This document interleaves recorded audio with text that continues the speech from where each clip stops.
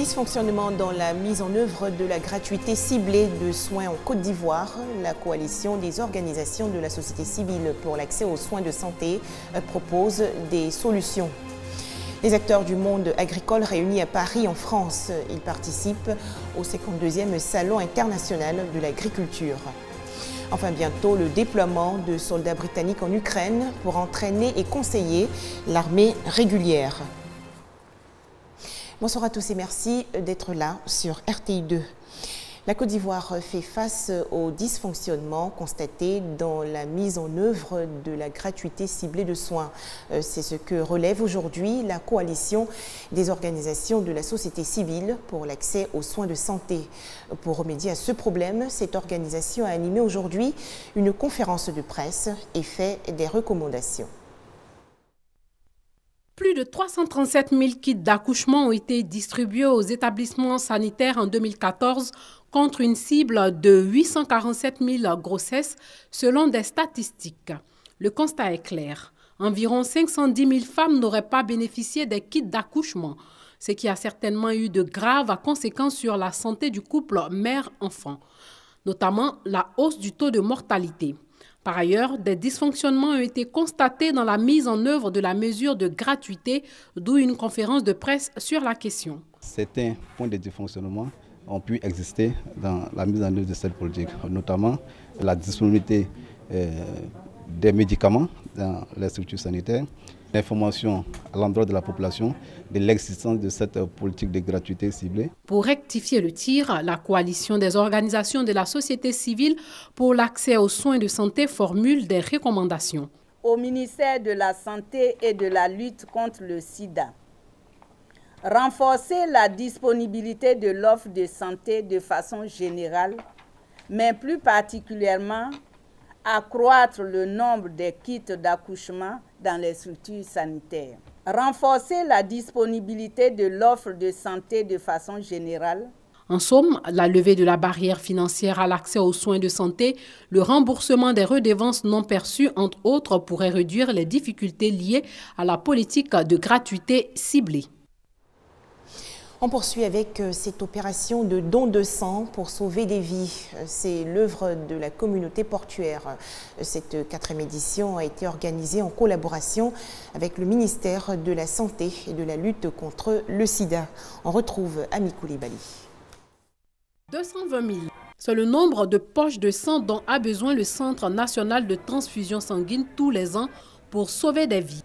Pour résorber la pénurie en produits sanguins, un groupe d'entreprises encourage son personnel depuis 4 années maintenant à donner un peu de son sang pour soulager ceux qui en ont besoin. Et invite toutes les entreprises à donner le sang pour nos frères ivoiriens parce que chaque fois qu'on donne sang, on sauve une vie. Moi-même, j'étais malade, on m'a donné sang aussi, donc je vais sauver des vies aussi à mon tour. Je travaille ici en tant qu'agent et opérateur. 60% de femmes meurent en couche à cause du manque de sang en Côte d'Ivoire. Parvenir à l'autosuffisance en produits sanguins, c'est le combat que mène le premier responsable du Centre national de transfusion sanguine. Le gouvernement de Côte d'Ivoire a entrepris de déconcentrer tous les services de transfusion sanguine. Aujourd'hui, vous avez 25 centres de transfusion sanguine en Côte d'Ivoire répartis sur l'ensemble du territoire. Ceci pourquoi?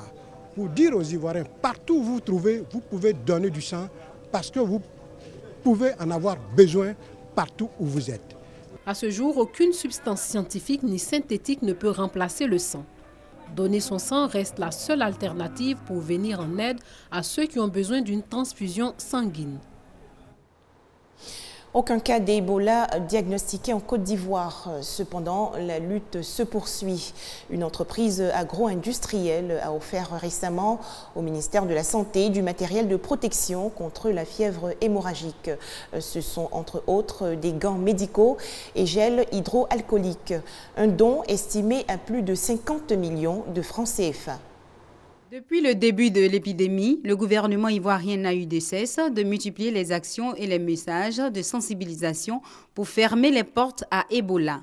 Résultat, 0 cas diagnostiqués. C'est pour maintenir ce niveau d'alerte maximal que le groupe Olam fait don d'un important lot de matériel de protection et de kits d'hygiène au ministère de la Santé et de lutte contre le sida.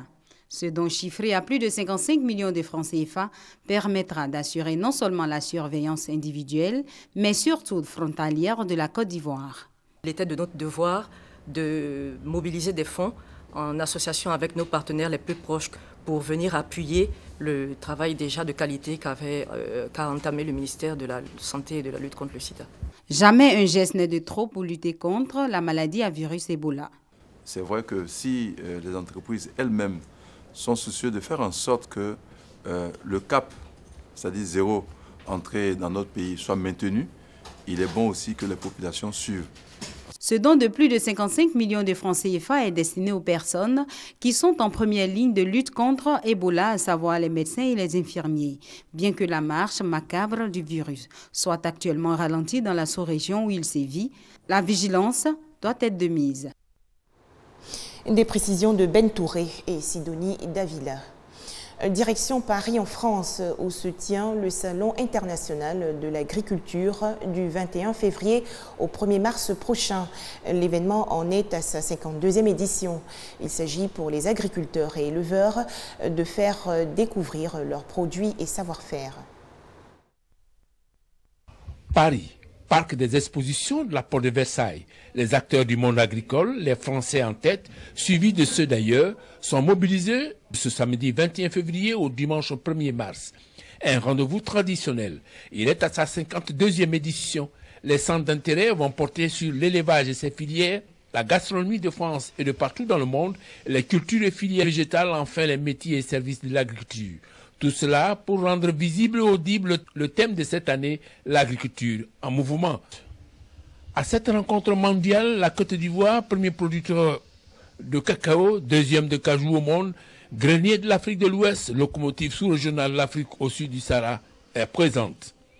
En plus de ses performances agricoles, la Côte d'Ivoire est venue au Salon international de l'agriculture 2015 avec une volonté politique affichée, relancer le Sahara, Salon de l'agriculture et des ressources halieutiques d'Abidjan. Le Sahara, c'est la version du SIA, mais en Afrique de l'Ouest. Donc nous souhaitons mettre l'accent sur les échanges sud-sud. Vous savez, il arrive que les pays du Sud, nous soyons obligés de venir ici à Paris ou à Berlin pour nous rencontrer et échanger nos expériences. Si nous avons une plateforme localement, je crois que cela va faciliter les échanges entre nos États et permettre de propulser, d'impulser la croissance agricole dans la sous-région. Afin de coller à cette ambition, la Côte d'Ivoire s'est dotée d'un des plus grands stands des pays ouest-africains. 250 mètres carrés pour mettre en exergue tout le potentiel agricole ivoirien avec en vedette les escargots et les poissons-chats.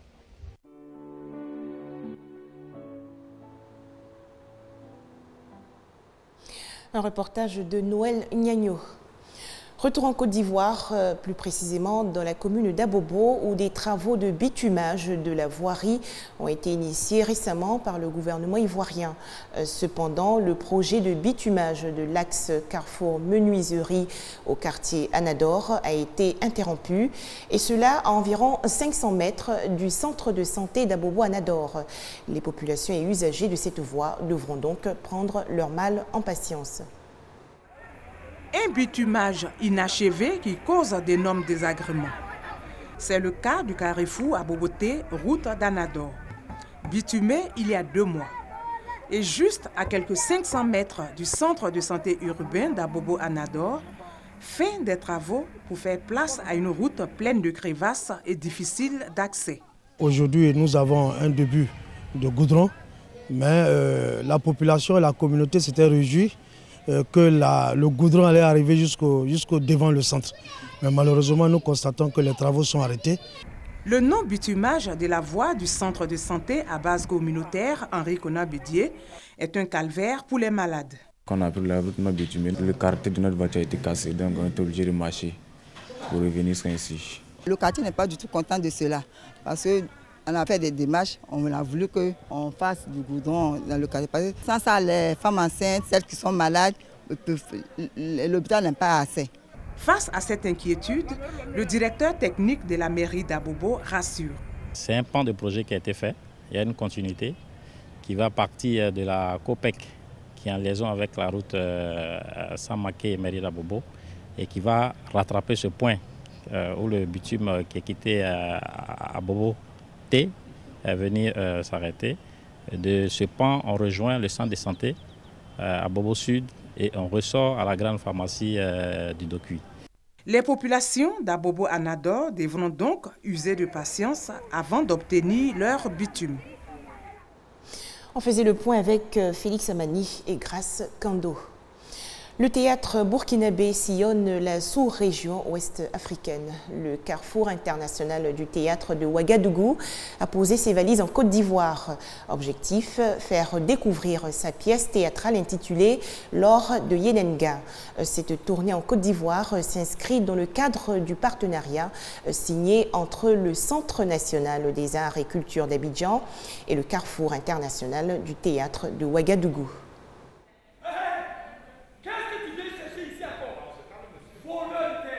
Le théâtre burkinabé se porte bien et s'exporte au-delà des frontières du pays des hommes intègres. Le Carrefour international du théâtre de Ouaga en a donné la preuve avec la pièce « L'or du Yenenga », un modèle de vitalité dont le Cénac, le Centre national des arts et de la culture, entend s'inspirer pour dynamiser le théâtre en Côte d'Ivoire. On sait que le Burkina Faso a un dynamisme en matière de création théâtrale. Donc nous allons approfondir cette coopération et puis cette année aussi nous allons aller plus loin avec l'expérimentation des foyers théâtre, des maquis théâtre. Nous sommes de plus en plus convaincus qu'individuellement nous avons des capacités, mais ensemble nous pouvons aller plus loin. L'or du Yenenga, c'est l'histoire de Bionli, un village foncièrement attaché à ses valeurs culturelles qui se trouve menacé d'extinction pour des raisons économiques. Durant 90 minutes, 10 comédiens rompus à la tâche font parler leur talent sur des thématiques, notamment l'exode rural, les conflits de génération et la problématique de l'ouverture des mines d'or en Afrique.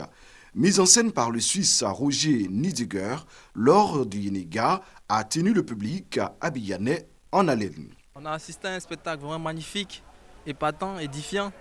Il faut dire que tous les éléments pour apprécier un spectacle y étaient. L'or du Yenenga est en tournée sous-régionale du 1er février au 7 avril prochain. 45 représentations sont prévues pour un public estimé à environ 15 000 spectateurs. Un reportage de Serge Coléa et Guillaume Zéré.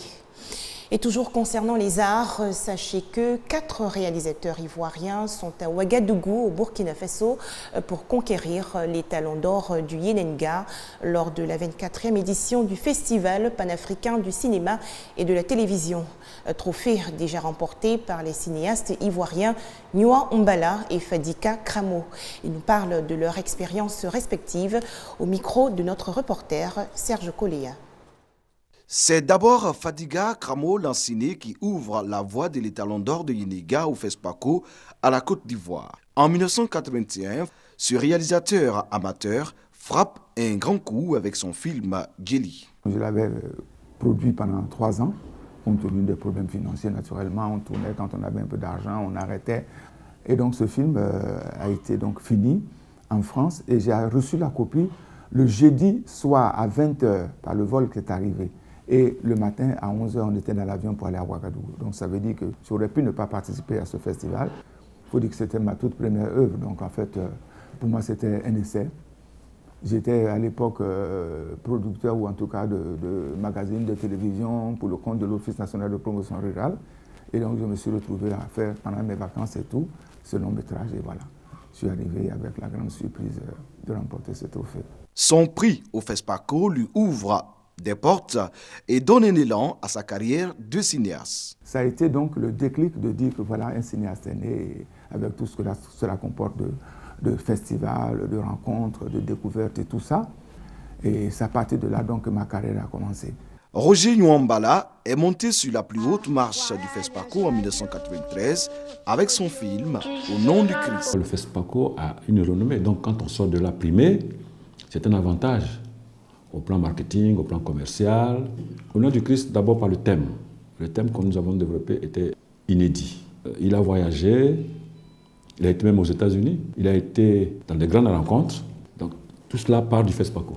Ces deux cinéastes font partie de la délégation ivoirienne qui sera au 24e FESPACO du 28 février au 7 mars prochain à Ouagadougou.